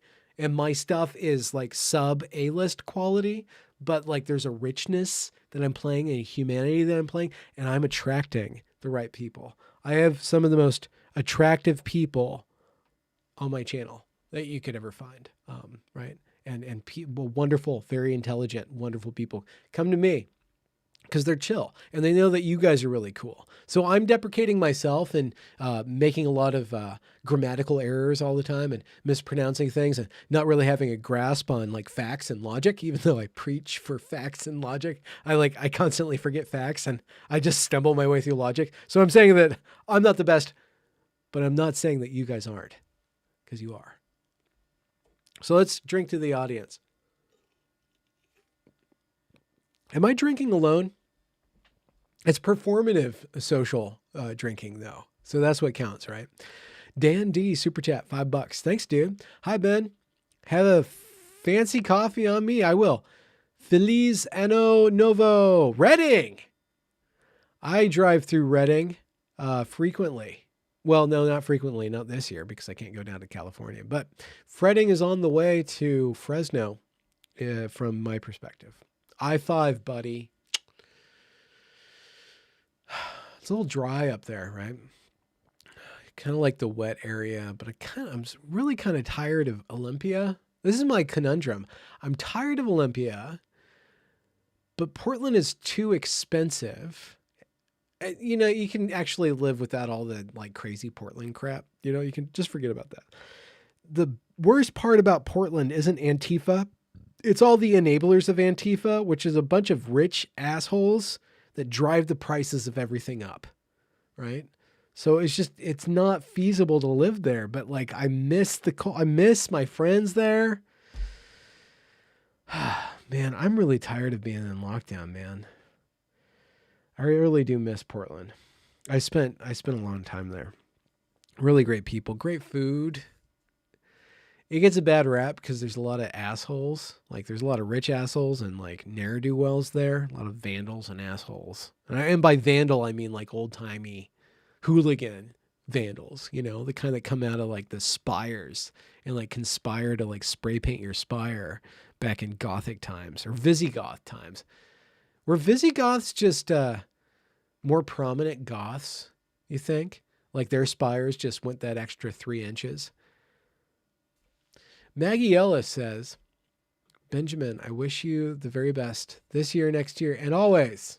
Drink to that. Your content is as solid as I believe you to be. Solid like a rock. I hope you guys had a good year. Oh, wait. Tequila. Okay, so we're in the drinking game. Okay, drinking. Okay, we have some answers. I'm not going to see them all. Davey is drinking at 1 a.m. Harry is drinking a beer. Wow, Nick is advanced on his 5th gin and tonic. Liz is drinking the life out of everybody's lives. How do I miss your lives? Oh, my live streams. You're not drinking life. You can sip at my life. Here, do I have a knife? Here, let's do it. I'll just draw a blood drop. This is all virtual anyways. You guys can suck the life out of me on this live stream. That's not gross. I mean that in a non-heretical pseudo-Christian way. Like we're sharing each other's life right here. I'm getting a little weird. We're at the part of the live stream where my brain just start making associations. Visible gods. Okay. Mir has to ruin everything. Goths didn't build spires. What were they doing with their phallocentrism then? Did they not believe in the phallus? What were they doing? Freaking goths? Were they just raving in the shadows of the Visigoth spires? Like the Visigoths come through, it's like everything is a penis to the sky, to the max, you know, and they're like, wow. And then the goths are like, dude, that's just not cool. We're just gonna like hang out in the shadows. Hang out in the shadows. And they're like, gonna drink blood because we're goth. Not visible anymore. We're in the shadows. Yeah, whatever happened about the goth day of visibility? Good question, 1111. You know what? I did want to say this about that confession that I'll probably have to delete. I don't mean anything. I didn't mention him by name. He doesn't give a crap about me. He doesn't even know I exist. And probably he could actually use the feedback. Dude, he constructed something that was purely rhetoric that was designed to get a reaction out of people who already agreed with you, but won't actually do anything good in the world and actually contribute to tearing everybody apart by doing nothing but blaming everybody. Except, who he didn't blame? California freaking governor. He didn't talk about how California's dealing with the pandemic. And guess what? We live in a federation of United States. Every state is it's up to the state. It's up to the state. So if you're going to criticize somebody, criticize the Democrats in your freaking state, dude. Criticize the Democrats in your freaking state. They actually have more power over how the pandemic is operating than the freaking federal government. We don't want a strong federal government. It's not how we're designed. We don't believe that one person has the answers. We believe that everybody has a little part of the truth. We're going to come together every once in a while and trounce a German. And then we're going to go through 80 years later and call each other Germans. Negative, nasty Germans with the N-word. And I didn't mean that. I didn't mean that. I was just not going to say the N-A-Z-I word because I know that YouTube's listening. And if I say the N-A-Z-I word, then they will completely delist this stream. That's why I said the N word. Jeez, freaking Gen X. We can't get away from any sort of trouble. Super chat, $10. Thank you. Carl's opinion. Hey, Benjamin and Chad. Merry Christmas and Happy New Year. Carl and Cartman. GSD. Good shucking dog.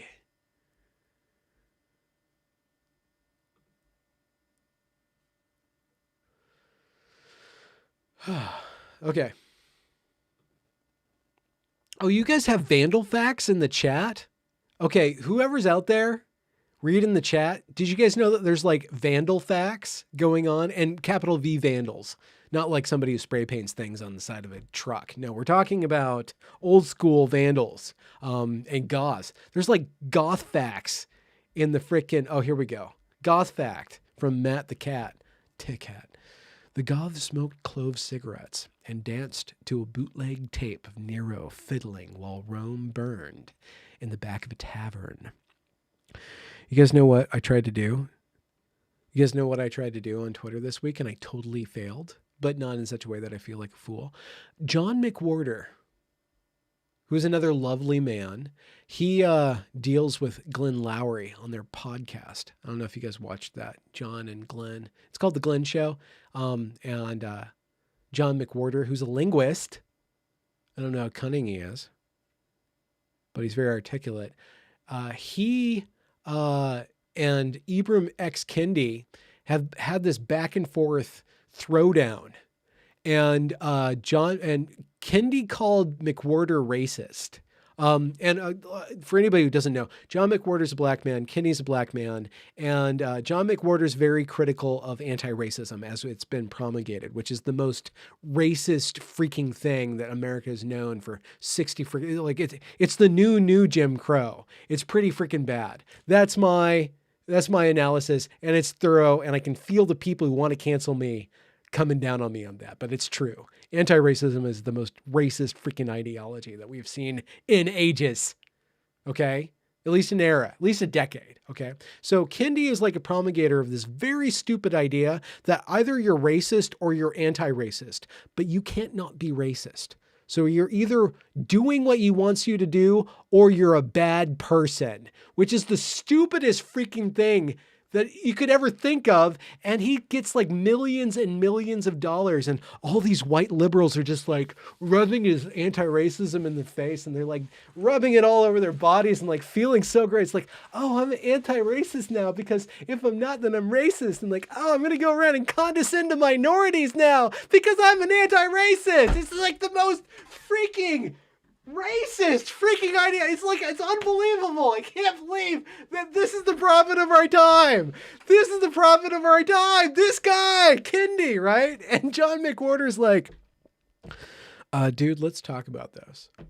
Yeah, let's sit down. Let's talk about this. Cause I don't think that your ideas are right. I think that there's some flaws in your ideas. And Kendi's like, I won't talk to John McWhorter because he's misreading me. I won't talk to my critics because they misread me.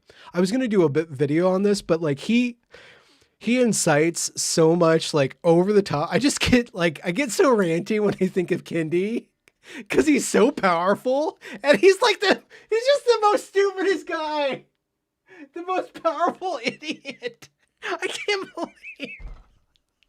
But anyways, so like Coleman Hughes and John McWhorter are like, come on, bro, let's talk, right? And Kendi's like, there's video of this. Kendi's like, you know what? These people that want to criticize me, John McWhorter and that Coleman Hughes kid, they don't read me right. They don't understand me, and they're just racists, right? And John McWhorter's like, wait, you called me a racist, right? John McWhorter. Like, and this is all like this is very highbrow YouTube drama. Like this is if I was into making YouTube drama, and I kind of just try to avoid this, this is the stuff that I would make. because they're all like being very chill about it, but they're like totally warring with each other. And Kenny's like so stupid, but he's smart enough to know that he would be completely trounced, that he cannot afford to be shown to be a fool. So he just like completely says like, no, of course you've misread me and you're a racist. And John McWhorter, like he throws down the glove, right? John McWhorter's like, and there's video of this. Not of this. This is what happens in the video. And I'm doing metaphorical things, guys. He's like, you know what? Kendi's an idiot. You know, like John just says it. He's like, he's not dealing with fully. He's soft. He's okay. I'm not saying he's like completely retarded, but he's dumb. He's stupid. And his ideas are dumb and stupid, right? I'm totally making this up. But I'm not. I'm just telling a story. And then John McWhorter, like he like goes into warrior mode on Twitter. And he's like, if anybody wants to diss me, let's do it right here now. He throws down, like he takes that glove off. He's like, you know what? I'm going to apply this to everybody. He throws down this diss. He's like, if you want to diss me, let's go. Right. He's like, let's do it. Right. And then there's this. This is where I enter the chat. So John McWhorter, like he throws down this glove and all of a sudden people just start criticizing because he says on Twitter, go ahead and diss me.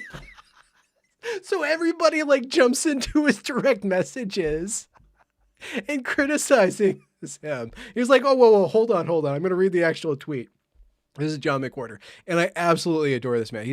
I would love to have him on my channel. Absolutely. So I shouldn't be saying this because this is going to ruin everything. Because he says, folks, I sense I need to specify two things. When I said I would take on anyone who dissed me, I meant people who do so in public forums where the world listens. I did not mean that I would address every person who writes me nastily on Twitter. So I'm like, this is a perfect opportunity. It's like, so I'm like, oh, so now your rap battles have rules.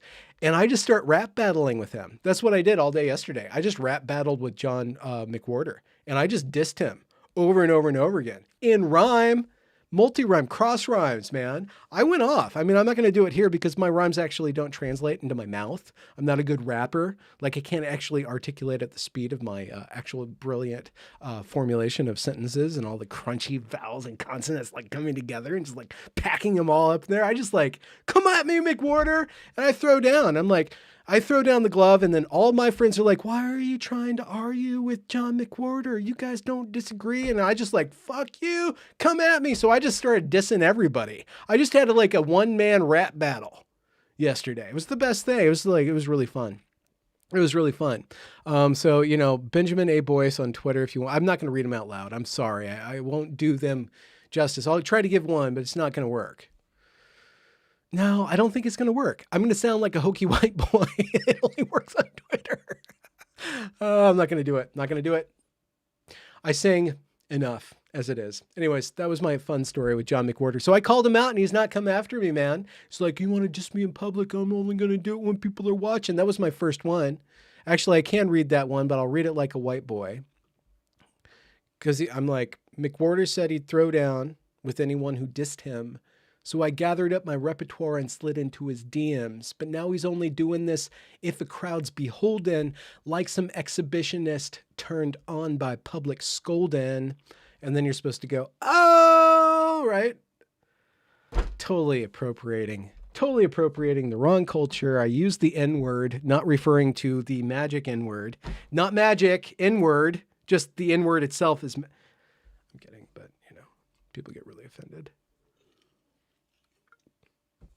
People get offended. I think one key of offensive culture is that it's a way of forming community with strangers. If we can be offended by the same thing, we have the same moral compass, right? But you can't actually build a community on offense. I never actually checked my audio levels, so I hope you guys listen to me. I think we should start to wrap it up unless you guys have something for me to say. Super chat. Joe W.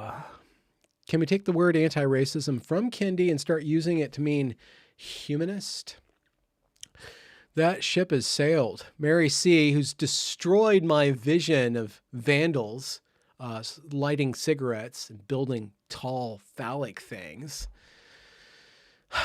I'm not disappointed with you. You burst my bubble, Mary C. She says, do you have a Goodreads account? Okay, you guys are hooking up in the comments with your literary natures. I love it. That's really hot. You guys are just having like literary love down there. Kidding. Poking the kids in the comments. Liz Twill. Hey, Benjamin, I'd love to hear the song you recorded after the Lewis and Clark protest of Christina Hoff Sommers. Oh, I'm going to shut down the functioning. Okay, let's do a song. I think I can do this. I'm going to have to find it. Shut down function. Let's look up function. Name matches. That was a long time. Oh, here we go. Oh, you guys want a video? Okay, this might not work. I will put in headphones just in case it doesn't work. I don't want to like disturb you guys with the sound. So I'm going to play a song. I'm not a good singer. So just listen to the meaning, right? This is from Hoff Sommers. She goes to Portland, this prestigious before this.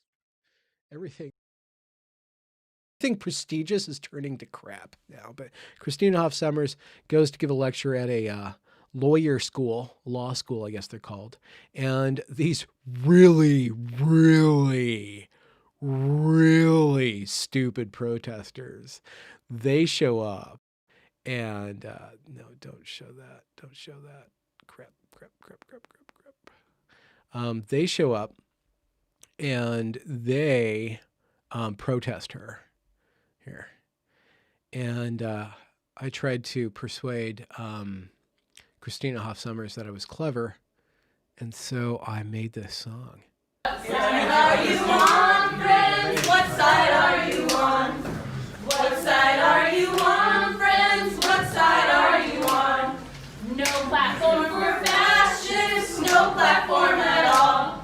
And we will fight for justice until Christina's gone.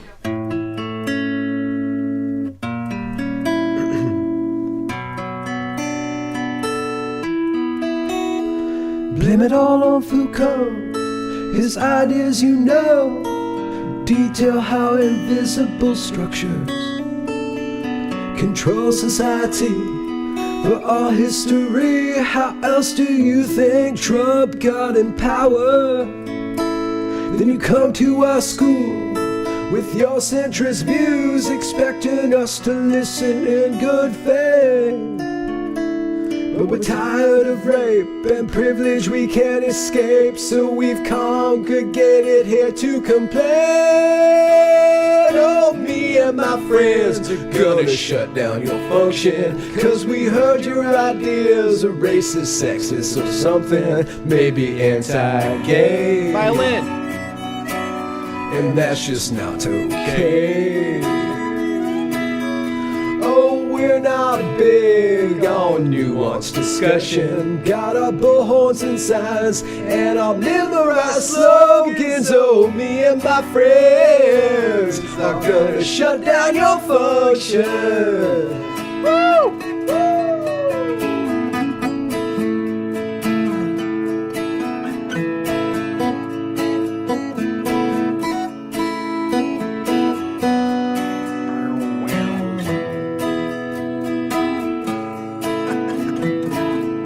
That's it.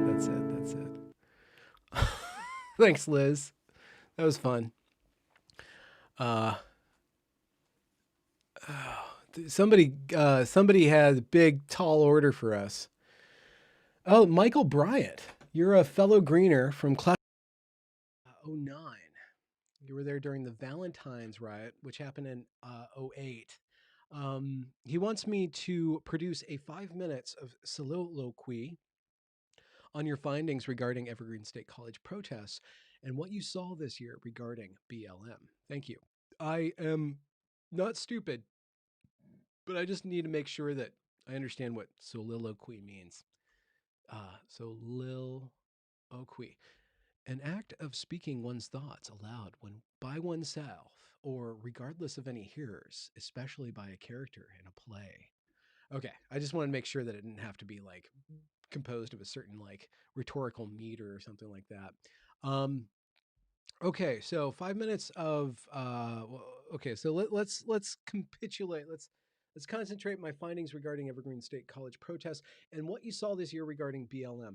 I will say this: this is really the stripped down version of it. Is that there's this ideology that is ready to spring when a certain condition presents itself.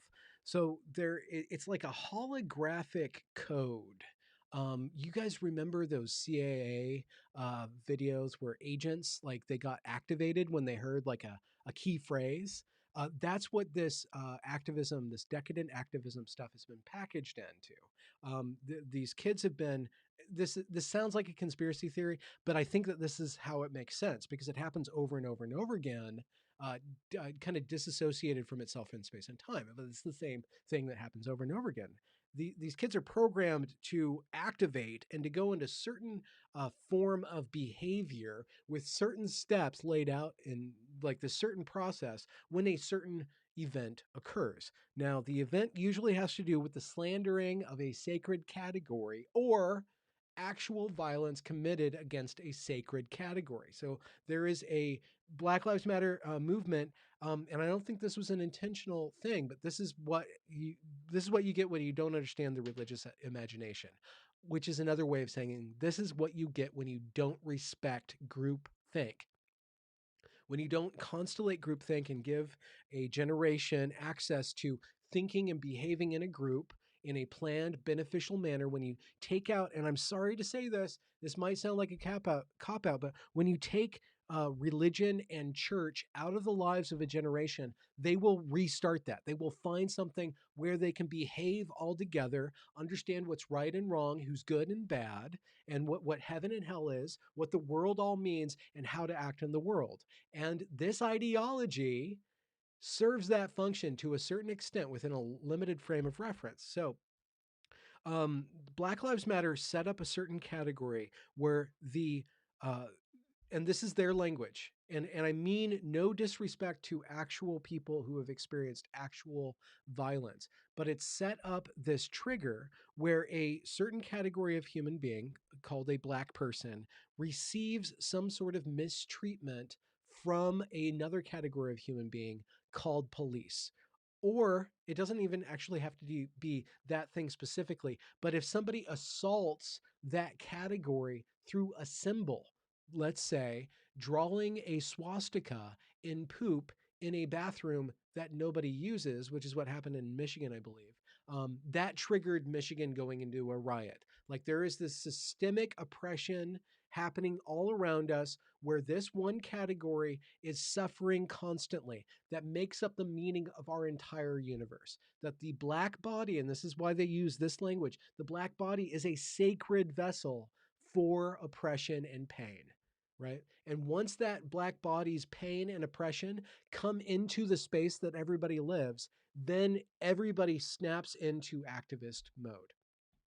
That's what happened on large scale with George Floyd. The actual facts, you disregard the actual facts, and I mean no disrespect to the actual facts of the actual people involved, but it triggered this sacred Black body was being subjected to the world's pain. It's kind of like a Christ event where George Floyd died so that all of our sins could be exposed. That snapped the entire world, the entire Western world, and America specifically, into this entire right. It activated the religion, not a religion. It activated the liturgy, the activist liturgy across the world. So everybody went into this. Why exactly what happened at Evergreen? So what happened at Evergreen is even less important. They lied about the violation of the Black body, but they produced that narrative. Certain people that I can name, and I'm not going to name them now, produced the narrative that the Black body had been violated. The police had sequestered or detained a Black body overnight against their will and denied them the access to a place where they could urinate. All of that was a lie. All of that was a lie. But because everybody was keyed up to that, and because the entire structure of the school had made this category of the black body, and I'm abstracting this language. I'm using very racist sounding language, but this is their anti-racist language. Secondly, I'm using that language knowing that I'm dehumanizing the actual players. I'm actually showing it as a symbolic liturgy of this sacred rite where everybody comes in and forms one consciousness. So over those 7 days, probably 2 weeks of Evergreen, this massive psychosis occurred. Especially those 3 days of protest. It was just a few days. You can map it out. It doesn't really matter. But everybody that was activated by that shared the same consciousness. They were all living and breathing as one. They were chanting constantly. They all had a perception of reality that was not true. That they were the college had allowed the facts of the matter of like just basic uncomfortable facts about who kills the most black people, right? And how much actual police violence there was and how much like disparity there actually was. The school itself had rigged this game by actually going out and suppressing facts. The head of student services, India Windress, went around and tore down posters that questioned Black Lives Matter narrative. It was enshrined as a sacred identity and a sacred everything attached to that. So basically, that's what that's the most concrete thing to say to try to push that narrative or to really kind of bring out the undergirding of a very tired trope. Actually, John McWhorter is writing a book about how anti-racism or wokeness is America's new religion.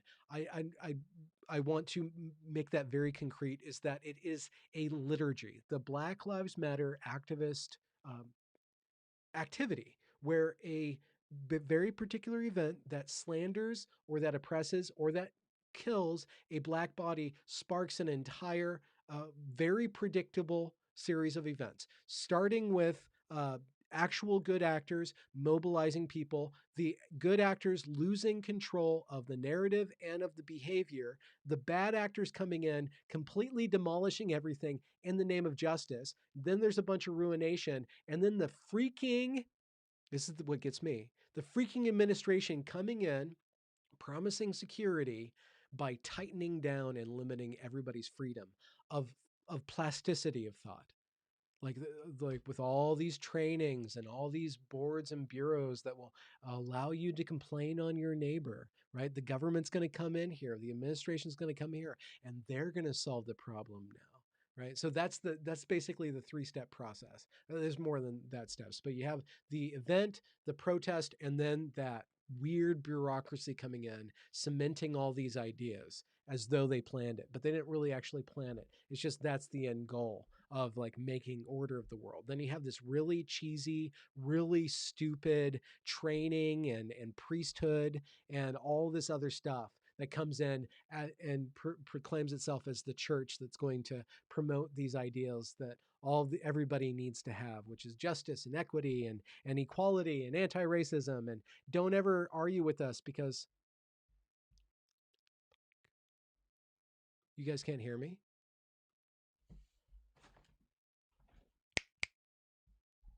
Why isn't it working?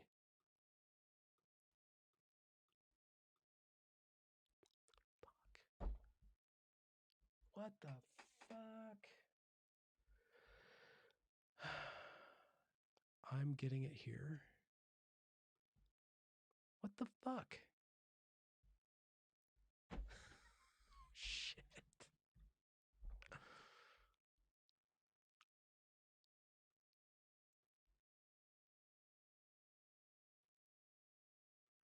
Okay. I guess I screwed up everything.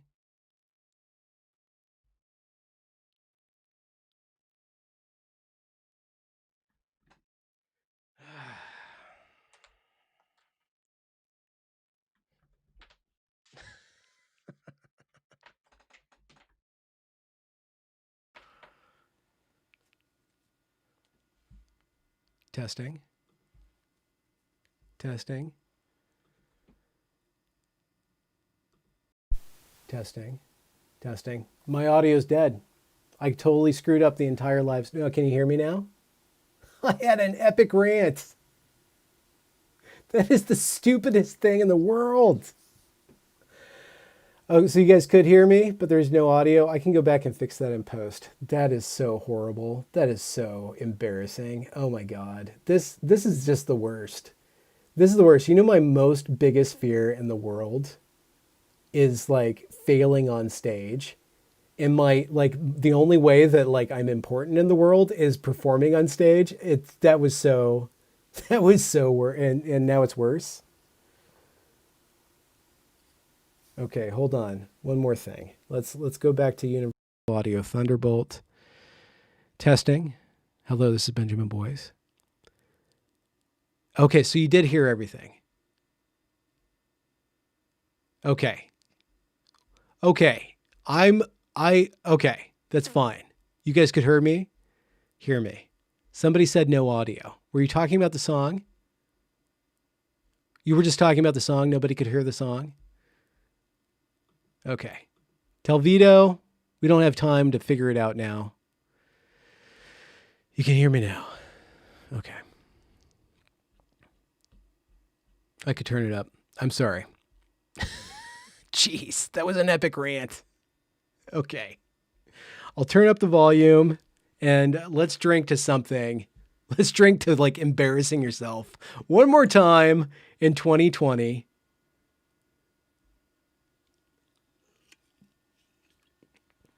Tell Vito, you sent me in a panic, but you paid me in pounds, so I guess it's okay.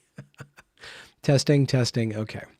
Whatever. I can't even remember what I was talking about. Yeah. Did Michael, did I satisfy you with that? There is a narrative. It's a little tired about why social justice religion is a religion, or what is all this religious talk. And I really, really adore religion, and I want to have that as a part of my channel, but it can't be the main part. I listen to a lot of thinkers that I like. I really enjoy Rebel Wisdom doing excellent work. Jonathan Peugeot, excellent work. Paul Vanderklay is basically my pastor at this point. Excellent work. But I don't want to go overboard with the religious thinking or thinking about meaning or playing with that stuff. I'd rather actually make stuff that makes women laugh and men cry, right? And a little bit of racism, anti-racism, a little bit of religion can do that, or a little bit of leaning on the racial struggle, leaning on the story and questioning the narrative and actually thinking out loud.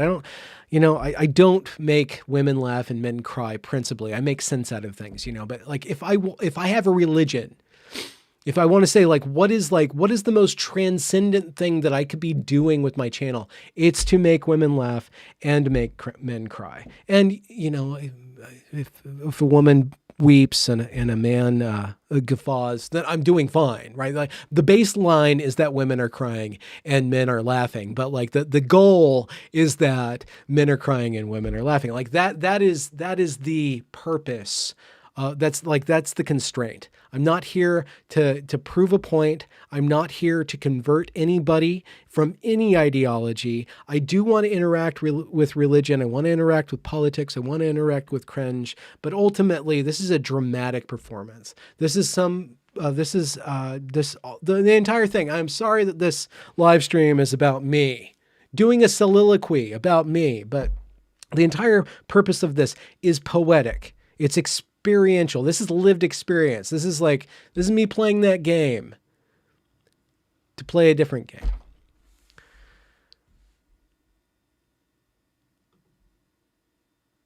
Okay.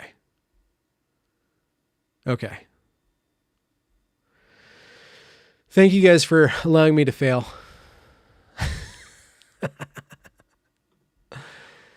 And Tesk was it was the dry run. So that and again, to go back with what I'm trying to say about activism, it's that I'm not critiquing activism to destroy the project of diminishing suffering in the world.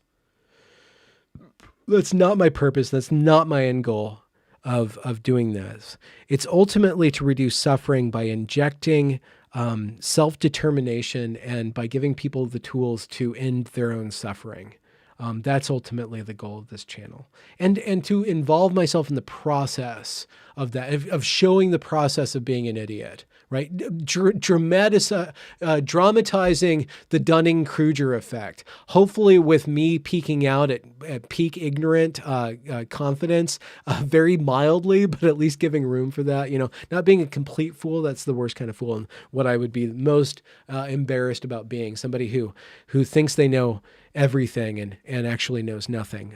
That's something that hopefully I've gotten over in the years of my life that I've spent not being young, or getting over being young, which is a long process and something that I'm not entirely sure I want to give up, being young. I'm not here to slaughter the child of my heart upon the altar of maturity. I'm not saying that, but what am I talking about? I was thinking about religion. I was thinking about there's a warning sign that I get when I listen to too much religious stuff where we're getting into the imagination. We're straying into the imagination. We're getting into the symbolic too much, right? So I want to pull back from that. That's all I guess I wanted to say. It's kind of early. We could go on a little bit more.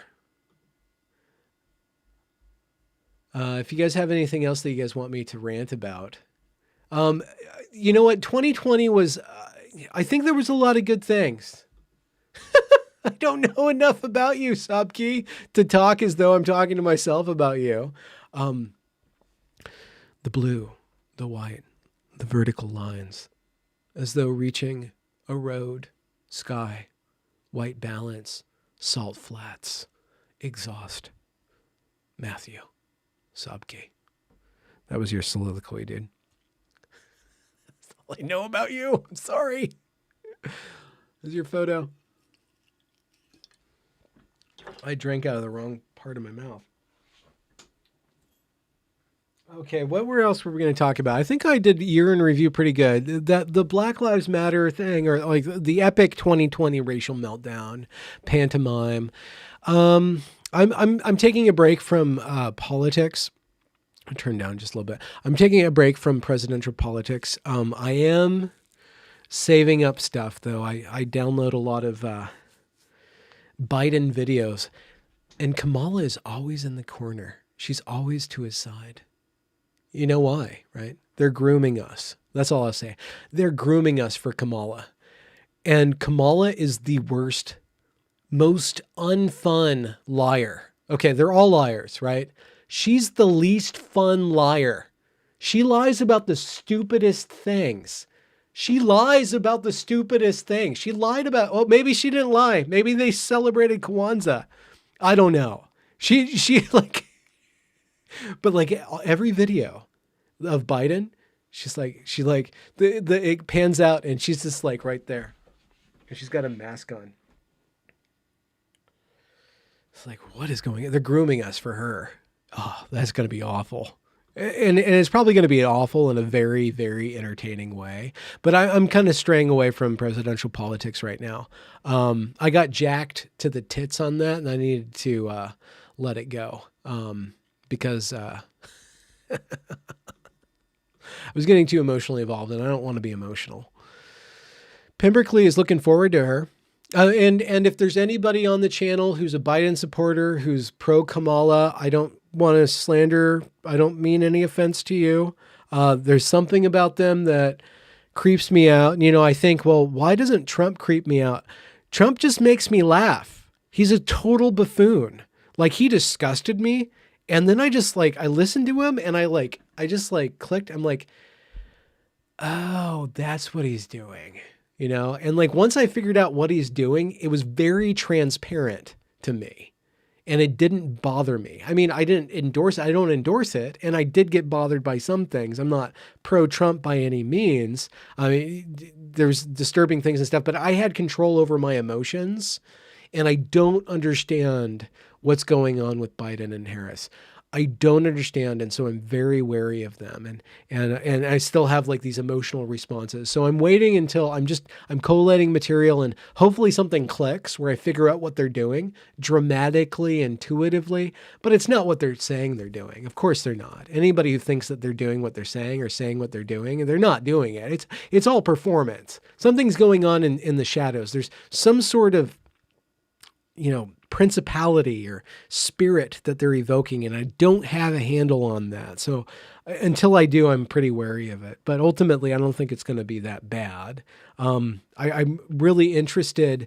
I'm less interested in critiquing Biden and Harris because you're supposed to agree or disagree with them, and you're in a category, you're in a team. But the way that the media has switched tones automatically, the media softball.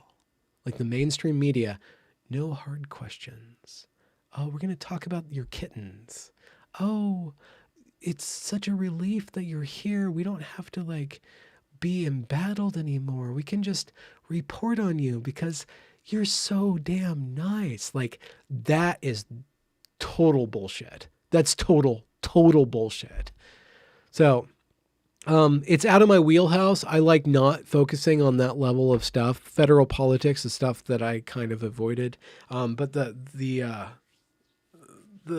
resolution of this transfer of power will come about, and then I'll pipe in about that. But I'm not going to build a name talking about that stuff. There's too many moving parts, and it's all a show. It's all a show. What really matters is how we treat each other and what happens locally. Ultimately, that's what really matters politically, is how we treat each other and what happens locally. Human-sized topics. Anyways, I think I'm running down. Spooky Pen, thank you for that very generous tip. And you thanked me for a great year of content. Yeah, let's drink to 200 videos. I met a lot of really cool people. I met a lot of good friends. I guess we'll be doing more regular stuff. Probably every 3 or 4 months, I'll have Andrew Doyle on. Every couple months, I think me and Megan Murphy can do something regular. I think that we jive in such a way that evokes emotional investment from the. I'm totally giving you guys the completely stripped down, absolutely just the surgical analysis of our time together, just as a content creator. Like we have a good vibe that really gets people to invest into it. The only thing is we need constant content, so it's actually interesting beyond that vibe. So that's the question. Can we work together in a consistent way to produce good content? But I think if we could, it would actually be a good show. I don't know what else is in the works. I should probably find a project to replace the Evergreen documentary. I have 2 more episodes that I have to create, which are just the stupidest freaking episodes. These 2 episodes, they're just so stupid. You have George Bridges being a liar, and then the destruction of the everything. It's like the burning of Rome. It's just like everything, like the actual end of Rome was a centuries-long, sad, slow, boring process of the loss of actual any integrity. So I don't really... Sorry to say this. I don't have a hard on for telling the rest of that story, but I have to finish that. And I need to find a story that will replace that. Because I can't just do gender and race. I need like a story to tell. So I'm declaring 2021. I hope to find a new story to tell. I would like to publish a book of sentences called The Book of Sentences. Like that's just kind of a dream I have, but it's called The Book of Sentences, but on the actual book it just says sentences. Like that's the idea. This is the vision. I have all the sentences. I have thousands of sentences. I just need to get the right ones. But it says sentences, but you have to call it The Book of Sentences. I would like to get that done and do find another topic of interest. So. I'm opening up my heart, my intuition, my curiosity to find that. I hope that, I guess to you guys, I hope that rather than a New Year's resolution, like if you want to like open yourselves up to something new, like prepare yourself, like make a space for something to happen, for you. I think that is a really good, intuitive and non-planning way or non-prescriptive way of inviting something from the future to manifest in your life and manifest in intentionality. Just like make a space for something in your life. Like if you guys need something, make a space for it. If you need something happy, if you need something challenging, if you need something meaningful, prepare the space first. Right? And then something will be there and you'll make it what you need, or it'll be what you need. I think that I think I hit all the things. I feel really good. I do. I feel really good. I feel like I did my job. It was a great year. It was a total messed up year. You want a Phil Collins karaoke outtake. I can feel it. I can't even. I can feel it. I can't. I talked myself out. I don't have a. I can feel it coming in the air tonight. That's like a really bad Elvis, isn't it? Oh Lord. I can feel it. I'm not going to sing to you guys. Look forward next December. Hopefully I'll have enough Wokemas carols to send you guys on your way. Get some album art, maybe what's another word for buxom that doesn't mean buxom, but still means buxom? A voluptuous, singer who doesn't sing like Adele. I don't know why everybody has to sing like this. It's like the Eddie Vedder voice of women. I can't actually do it, but there's this weird, like lispy, like thing where the girls sing like this. That's been like going on for the past like 5 years or something. You hear it in popular music. You guys know what I'm talking about? It's like the Eddie Vedder voice for females. And I think Adele put that into circulation, but everybody sounds like Adele. But I want somebody, shakily, like, post, or pre, thin, Adele, like singing these Christmas carols along with me. So, like that's 12 months. The holiday season is going into a different phase. We have January coming up. I guess we all have to go to work soon. Enough. I hope you guys are doing really good. I hope that you have all that you need right now, and that my snafus in the audio department were not as overblown as we made them. I will talk to you soon. Let's drink to one more thing. Next person that says what we're going to drink to, we're going to drink to. Okay. Here's to sailing over the edge. Here's to hating it. Here's to being stacked. Oh, you guys are doing euphemisms for mammaries. Endowment. Mammal endowments. Voluptuous. I'm thinking more like Ella Fitzgerald. Like, I think it's shapely. It's not shapely. I have a vision of it, which is all you really need in the end. That's all you really need. So let's drink to Emilia. Let's drink to everybody with the Purple Heart. Let's drink to book clubbers. Oh, you guys got together and formed a book club. Let's drink into happiness. Oh, Das Vidania. And milk jugs and gravity. Okay, guys. Let's leave it with a victory. I'll talk to you soon.